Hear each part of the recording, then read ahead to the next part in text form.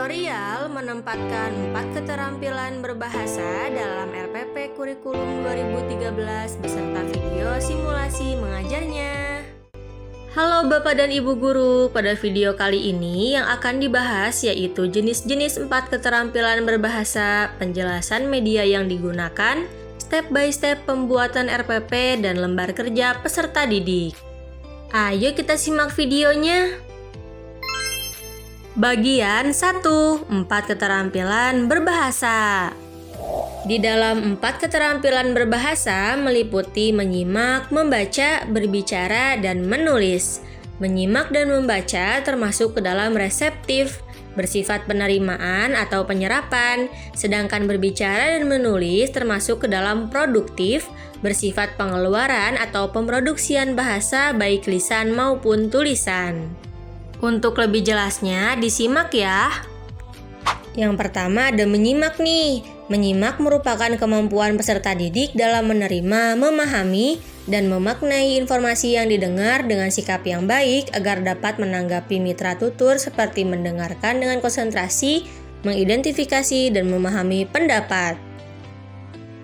Berikutnya ada membaca. Membaca merupakan kemampuan peserta didik untuk memahami, memaknai, menginterpretasi, dan merefleksi teks sesuai tujuan dan kepentingannya untuk mengembangkan sikap, pengetahuan, keterampilan, dan potensinya. Selanjutnya ada berbicara. Berbicara merupakan kemampuan peserta didik untuk menyampaikan gagasan, tanggapan, dan perasaan dalam bentuk lisan dengan santun. Dan yang terakhir ada menulis. Menulis merupakan kemampuan menyampaikan gagasan, tanggapan, dan perasaan dalam bentuk tulis secara fasih, akurat, bertanggung jawab, dan atau menyampaikan perasaan sesuai konteks. Berikutnya bagian 2, media. Media pembelajaran merupakan sebuah bahan, alat, atau teknik yang digunakan oleh pendidik untuk membantu atau mempermudah jalannya kegiatan belajar mengajar. Media ini ada 4 jenis, audiovisual, audio, visual, dan serbaneka. Dan pada video kali ini, media yang kami gunakan adalah wayang kartun kertas dan dongeng. Karena sifat dari media yang membantu jalannya pembelajaran, maka Bapak dan Ibu dapat menyesuaikan media yang dibutuhkan sesuai dengan pembelajaran yang sedang diberlakukan. Berikutnya, bagian 3, penyusunan RPP. Berikut adalah bagian-bagian dalam RPP, yaitu identitas, kompetensi inti, kompetensi dasar, tujuan pembelajaran, materi pembelajaran, pendekatan dan metode pembelajaran, media pembelajaran dan sumber pembelajaran, langkah-langkah pembelajaran, dan yang terakhir evaluasi. Ini adalah salah satu contoh dari RPP yang telah kami rancang loh. Yuk kita simak perbagian-bagiannya. Baik, yang pertama ada identitas. Di paling atas ada tulisan rencana pelaksanaan pembelajaran kurikulum 2013. Untuk oleh kelompok 8 itu hanya pilihan saja ya. Berikutnya ada satuan pendidikan, yaitu nama satuan yang Ibu dan Bapak tempati. Lalu ada kelas atau semester. Lalu berikutnya ada tema, ada subtema, pembelajaran, materi pokok, dan alokasi pertemuan. Setelah identitas, berikutnya ada kompetensi inti. Kompetensi inti ini terdiri dari kompetensi inti sikap spiritual, kompetensi inti sikap sosial, kompetensi inti pengetahuan, dan kompetensi inti keterampilan. Setelah kompetensi inti, ada kompetensi dasar. Kompetensi dasar ini merupakan kemampuan dan materi pembelajaran minimal yang harus dicapai peserta didik untuk suatu mata pelajaran pada masing-masing satuan pendidikan yang mengacu pada kompetensi inti. Kompetensi dasar ini dapat Ibu Bapak temui di buku guru atau dapat Bapak dan Ibu jadikan acuan pada Permendikbud nomor 37 tahun 2018. Setelah KI dan KD, berikutnya ada tujuan pembelajaran, yang mana di setiap tujuan pembelajaran memuat 4 poin ini. Yang pertama ada audiens, yaitu siswa yang dituju. Yang kedua ada behavior, atau kemampuan yang diharapkan. Yang ketiga ada condition, keadaan yang diperlukan. Dan yang terakhir ada degree, atau tingkat kemampuan yang diharapkan. Setelah tujuan, ada materi pembelajaran disesuaikan dengan yang sedang dipelajari ya. Berikutnya ada pendekatan dan metode pembelajaran. Seperti yang kita ketahui, ini bisa memiliki banyak variasi, maka silakan Bapak dan Ibu cocokkan. Lalu ada media pembelajaran dan sumber pembelajaran. Ini juga disesuaikan dengan buku atau pembelajaran yang sedang Bapak Ibu tuju. Berikutnya kita masuk ke langkah-langkah pembelajaran. Yang pertama, di sini ada pendahuluan yang berisikan orientasi dan juga apersepsi. Sebagai contoh, dapat Bapak dan Ibu pause lalu baca ya. Setelah pendahuluan, barulah ada kegiatan inti. Pada kegiatan inti inilah Bapak dan Ibu dapat memasukkan 4 keterampilan berbahasa yang dibahas di awal tadi ke dalam kegiatan ini. Dapat Bapak dan Ibu lihat seperti pada poin 1 dan 2, yaitu termasuk ke dalam kegiatan menyimak, lalu poin ketiga termasuk ke dalam kegiatan membaca, poin keempat termasuk ke dalam kegiatan menulis, dan yang kelima termasuk kegiatan berbicara. Dan setelah itu siswa mengisi LKPD. Setelah kegiatan inti ini, lalu ada kegiatan penutup. Setelah kegiatan penutup, lalu ada evaluasi, yang mana evaluasi ini disesuaikan dengan tujuan di awal pembelajaran. Dan yang terakhir bagian 4 yaitu LKPD. Tujuan diadakannya LKPD yaitu untuk mempermudah peserta didik dalam memahami materi yang diajarkan selama pembelajaran, memberikan tugas-tugas yang mendorong pemahaman peserta didik terhadap materi yang diperoleh selama pembelajaran, meningkatkan kemandirian peserta didik, meringankan tugas pendidik dalam memberikan tugas kepada peserta didik. Berikut adalah contoh LKPD yang telah kelompok kami buat. LKPD ini dapat dibuat sesuai dengan kebutuhan peserta didik. Dari LKPD yang telah kita buat, berikut adalah sistem penilaiannya. Pada bagian A, skor 2 adalah peserta didik dapat menandai 2 gambar dengan benar, skor 1 peserta didik dapat menandai 1 gambar, dan skor 0 untuk peserta didik tidak dapat menandai gambar. Berikutnya bagian B. Skor 4 untuk peserta didik menuliskan nama-nama tokoh dengan benar dan jelas pada gambar tokoh. Skor 3 untuk peserta didik menuliskan nama-nama tokoh dengan benar namun ada beberapa kesalahan penulisan yang terjadi. Skor 2 untuk peserta didik menuliskan nama-nama tokoh dengan kesalahan penulisan yang cukup banyak. Dan skor 1 untuk peserta didik kesulitan dalam menuliskan nama-nama tokoh secara benar dan jelas. Dan berikutnya, pada bagian C, skor 4 untuk peserta didik mampu menceritakan kembali isi cerita dengan urutan yang benar dan jelas, termasuk kejadian-kejadian penting dalam cerita. Skor 3 untuk peserta didik mampu menceritakan kembali isi cerita dengan urutan yang cukup benar, namun ada beberapa kejadian penting yang terlewatkan.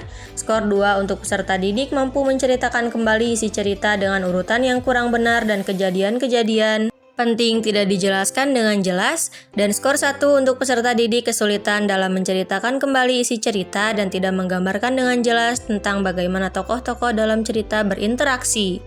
Untuk pedoman skor yaitu skor pemerolehan dari bagian A ditambah B ditambah C dibagi skor maksimal dan dikalikan 100.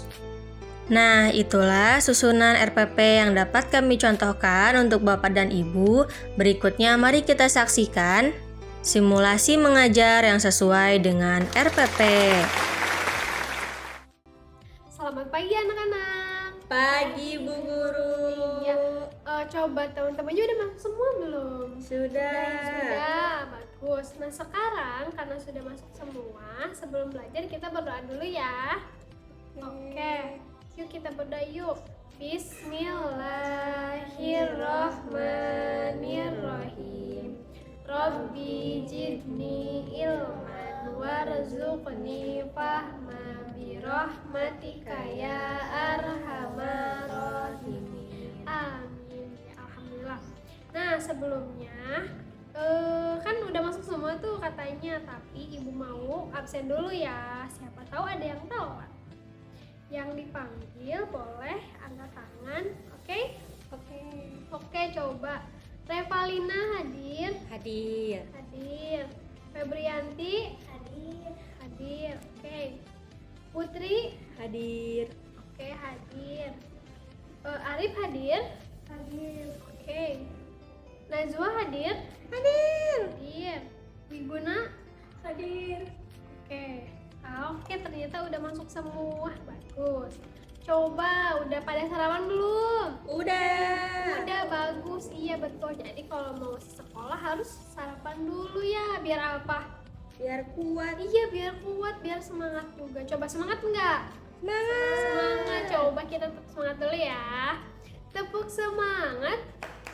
Semangat.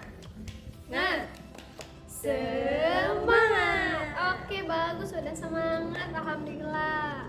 Oke, bagus ya, semangat, udah pada semangat. Coba kalau buat belajar pada semangat enggak? Semangat, bagus. Hari ini kita akan belajar di tema 7. Kalian kan udah punya tuh buku tema 7-nya. Di tema 7 itu tentang kebersamaan. Nah, kalian nanti boleh dibuka ya halamannya. Itu ada di subtema 1 tentang kebersamaan keluarga. Coba sebelum dimulai, ada yang tahu nggak kebersamaan itu apa ya? Ada tahu nggak? Nggak tahu. Iya. Jadi kebersamaan itu suatu ikatan yang terjalin antara keluarga, antara saudara, ataupun semuanya. Iya, jadi kita tuh saudara, serasa saudara. Kita ngelakuinnya bareng, kita saling membantu. Nah, untuk pembelajaran sekarang, kita belajarnya itu menggunakan dongeng. Coba di sini ada yang suka dengerin dongeng nggak? Aku Suka. Nah, mau ibu ceritain nggak nih dongengnya? Mau. Nah, di situ di subtema 1 itu ada cerita dongengnya itu tentang ular dan tikus. Coba ada yang pernah denger nggak ya? Cerita tentang ular dan tikus? Enggak, Ibu. Enggak. Tapi aku tahu ular. Oh iya, ular ya. Ular itu hewan yang boleh deketin nggak? Gak boleh. Iya, nggak boleh karena berbisa. Bagus. Nah, kan hari ini kita akan belajarnya tuh dengan dongeng. Jadi ibu kan nanti akan bercerita. Nah, berarti kaliannya nggak boleh apa? Berisik. Iya, nggak boleh berisik, nggak boleh ngobrol. Biar kaliannya bisa mendengarkan, kaliannya bisa menyimak. Nah, tujuannya biar kalian itu bisa paham, biar nanti kalau ibu tanya kalian bisa. Nanti kalau ibu tanya apa ya gitu. Oke? Oke, kita mulai ya. Di suatu gurun pasir, hiduplah sang ular dan sang tikus. Di gurun pasir tersebut hanya hidup mereka berdua. Pada hari itu, sang ular merasa sangat kelaparan karena dia tidak mempunyai makanan sedikit pun. Akan tetapi, di sisi lain, tak jauh dari tempat sang ular melihat tikus yang sedang memakan makanannya. Melihat itu, sang ular merasa sangat marah. Hei tikus yang angkuh, dengarkan ucapanku. Aku pasti akan mendapatkan tubuhmu yang mungil untuk memakan. Hei ular, berasah dan bekerjalah, jangan hanya berbicara dan mengancam saja. Seekor semut kecil pun bisa. Mendengar itu, sang ular sangat marah.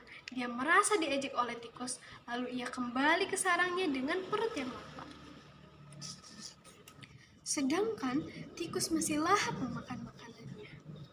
Waktu terus berjalan, tetapi ular tidak menemukan makanannya. Dia juga enggan untuk keluar dari sarangnya. Sementara itu, sang tikus sedang tertidur pulas karena kekenyangan. Wah, enak sekali. Maka ular yang sedang kelaparan itu mulai mengendap-endap untuk mendekati sang tikus. Dia berpikir untuk mendapatkan tikus agar dia bisa makan. Hei tikus, aku sudah berada di sebelahmu dan siap untuk menyantapmu. Tikus mendengar itu segera bangun dari tidurnya. Akan tetapi dia berpura-pura menguap sambil berpikir bagaimana caranya agar dia bisa keluar dari cengkraman sang ular.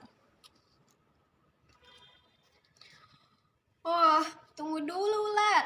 Wahai sahabatku, tidakkah kau berpikir jika kau mau makanku, kau akan sendirian bukan? Karena di sini kita hanya hidup berdua, tidak ada hewan lain. Maka jika kamu memakanku, kamu tidak akan punya teman untuk mencari makan dan kau pun akan mati, betul bukan? Maka sang ular sejenak terdiam. Ia mencoba untuk merenung ucapan sang tikus.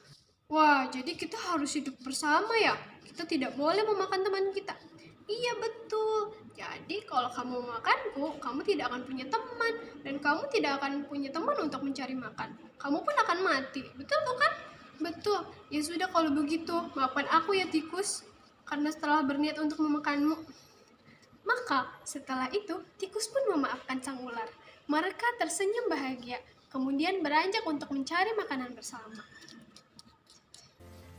Oke anak-anak, tadi kalian kan udah menyimak ceritanya. Gimana ceritanya, seru nggak? Seru. Iya, tadi di ceritanya ada apa aja? Ular. Ular sama siapa? Sama tikus, betul. Coba, nah kan tadi di ceritanya tuh ada wayang-wayang tikus sama ularnya. Di situ ada tulisannya tuh. Wow. Mau nggak kita baca bareng-bareng? Mau. Oke, nih di sini. Kita bareng-bareng ya. Ibu sekali, kalian sekali, oke? Yang pertama U-L-A-R. Ulangi. U-L-A-R. Iya, ular. Ular. Iya, ini tuh apa?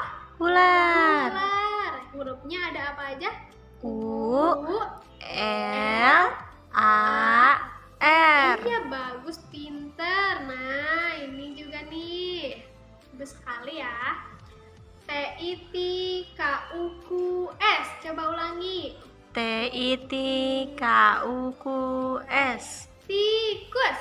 Tikus. Iya, bagus. Coba hurufnya ada apa aja ini? T-I-K-U-S.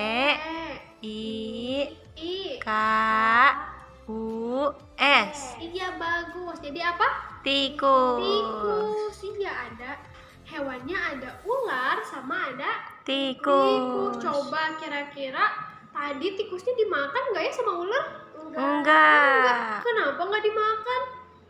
Soalnya dia mengajak hidup bersama. Iya betul. Coba sekarang siapa yang berani buat menceritakan kembali kisahnya? Aku. Oke, coba Putri boleh ke depan ya. Yuk. Coba Putri, tadi kan Ibu udah bercerita nih. Coba tadi apa aja ceritanya? Tadi ceritanya itu di gurun pasir ada ular sama tikus. Iya. Tapi si ularnya ini kelaparan, sedangkan si tikusnya punya makanan banyak. Terus si ularnya mau makan si tikus, tapi si tikusnya ngajak hidup bersama. Jadinya dia tidak jadi dimakan sama ular. Iya, jadi nggak dimakan ya? Iya betul. Makasih Putri. Sama ibu. Iya, oke, boleh ke bangkunya ya. Oke. Tadi bener ya kata temennya itu, kalau misalkan ularnya itu nggak jadi makan tikusnya, soalnya tikusnya itu mengajak hidup bersama. Soalnya tadi di gurun pasir itu mereka hidupnya sama siapa aja? Cuman berdua. Iya, cuman berdua. Kalau misalkan si ularnya makan tikus, nanti ularnya sendiri. Terus ularnya nggak bisa cari makan, nanti cari makannya sendiri, nanti mati. Jadi sama aja bohong ya. Nah oke, nah sekarang selanjutnya tadi kan udah tuh temennya ada yang maju ke depan, kalian juga udah membaca. Nah ibu pengen tahu nih, kalian menyimak nggak? Nyimak nggak kalian? Nyimak. Iya, coba kalau menyimak ibu kasih soal, nanti kalian isi ya. Oke, Bu. Oke. Ini ibu ada soal. Soalnya itu tadi kalau yang menyimak pasti bisa. Oke? Oke. Dikerjain ya. Ya, Bu. Oke. Coba anak-anak perhatikan. Udah ada yang selesai? Udah. Coba yang selesai boleh dikedepanin ya. Ini ibu. Oke, terima kasih. Oke, bagus. Nah, nanti ini ibu periksa ya. Iya, Ibu. Iya. Nah, sekarang kita udah mau ke penghujung pembelajaran. Nah, kesimpulan dari ceritanya, ada yang bisa nggak ke depan? Ada yang mau? Mau, Ibu. Oke, boleh Febrianti. Apa kesimpulannya? Jadi kesimpulannya kita tuh nggak bisa hidup sendiri, harus ada temannya, Ibu. Iya, betul. Jadi kita itu tidak bisa hidup sendiri. Sendiri. Iya, apalagi tadi si ular sama si tikusnya hidupnya cuma berdua. Kalau salah satunya mati sendiri ya. Iya. Nanti dua-duanya mati. Nah, jadi kita itu di dunia itu tidak bisa hidup sendiri. Diri. Iya, berarti hidup sendiri kita itu harus saling tolong menolong. Nolong. Nggak boleh Jahat. tidak boleh berbuat buruk. Iya, jadilah Sama. kebersamaan. Kita ngelakuinnya bareng-bareng, kita saling Bantu. Seperti tadi contohnya gotong royong, makan bersama, ngerjain PR bersama. Enak nggak? Seru nggak? Seru. Iya, kalau sendiri males nantinya. Oke? Oke. Ya udah, karena udah di akhir, mau pada pulang nggak? Mau. Semangat kalau mau pulang. Ya udah, sebelum pulang kita berdoa dulu. Iya, oke yuk para pirapi. Hap. Oke. Bismillahirrahmanirrahim. Subhanaka Allahumma wa bihamdika asyhadu an la ilaha illa anta astaghfiruka wa atubu ilaik. Salaman. Assalamualaikum warahmatullahi wabarakatuh. Waalaikumsalam warahmatullahi wabarakatuh. Demikian video tutorial menempatkan 4 keterampilan berbahasa dalam RPP Kurikulum 2013 beserta video simulasi mengajarnya. Semoga video ini dapat membantu Bapak dan Ibu guru yang masih kesulitan dalam menempatkan 4 keterampilan berbahasa pada RPP. Kami memohon maaf jika masih terdapat banyak kekurangan dan terima kasih telah menonton sampai akhir. Sampai jumpa di video berikutnya.